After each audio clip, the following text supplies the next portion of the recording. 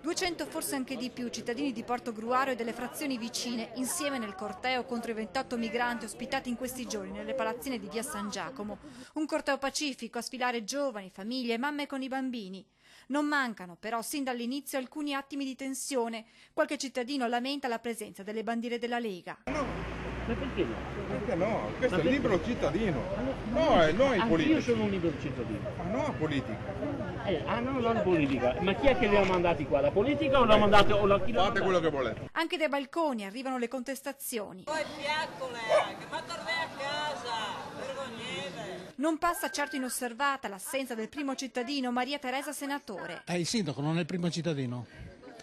E il primo cittadino non dovrebbe difendere tutti i cittadini di Portogruaro e chi gli ha dato il voto. Ma a rappresentare l'amministrazione comunale diversi assessori, tra cui il vice sindaco Chetti Fogliani. Quello che è importante è che comunque appoggia la nostra protesta, perché è giusto che sia così. Noi abbiamo avuto un'imposizione da parte del prefetto, avevamo chiesto informazioni perché c'era una voce che girava da tempo, sembrava non ci fosse nulla, che non ci fosse nulla di vero. Invece giovedì, quando è arrivato il prefetto, è venuto a comunicarci che avrebbe utilizzato le 3 palazzine. In testa al corteo diversi rappresentanti del Carroccio, dal numero 1 della Lega Veneta Gian Antonio D'Arè, al vicepresidente della Regione Veneto Gianluca Forcolin, al segretario provinciale del Veneto Orientale Luca Tollon. Questa non è accoglienza, questo è scaricare sui cittadini e sui sindaci le scelte scellerate di un governo del centro-sinistra, del governo Renzi. Questi sono i risultati. C'è molta preoccupazione da parte dei cittadini anche per quello che riguarda il tema della sicurezza. Più volte l'amministrazione comunale ha chiesto più forze dell'ordine sul territorio.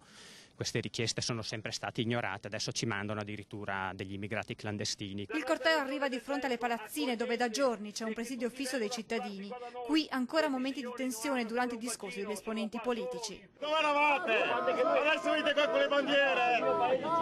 Con le bandiere, venite qua! Qua non è bandiere, siamo tutti italiani, non bandiere! Alla fine tutto rientra. In via San Giacomo rimane la preoccupazione dei residenti. Sono tutti questi giovani, maschi di una certa età, cosa faranno qui poi da noi? Adesso sono 28, se ne arriveranno di più? La presenza fisica è fondamentale. Faccio un richiamo anche ai nostri paesani, a chi abita vicino a noi, venite qui con noi.